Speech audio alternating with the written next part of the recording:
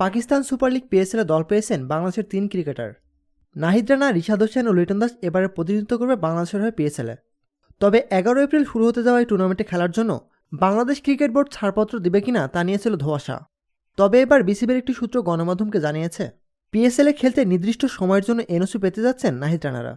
মূলত এপ্রিলে জিম্বাবুয়ের বিপক্ষে 2 ম্যাচের টেস্ট সিরিজ থাকাতেই তাদের এনওসি নিয়ে কিছুটা ধোঁয়াশা তৈরি হয়। যেহেতু নাহিদ রানা ও লিটন দাসের জিম্বাবুয়ের বিপক্ষে টেস্ট সিরিজে থাকার সম্ভাবনা রয়েছে, তাই তাদের হয়তো পিএসএলের পুরো মৌসুমের জন্য এনওসি দেবে না বিসিবি।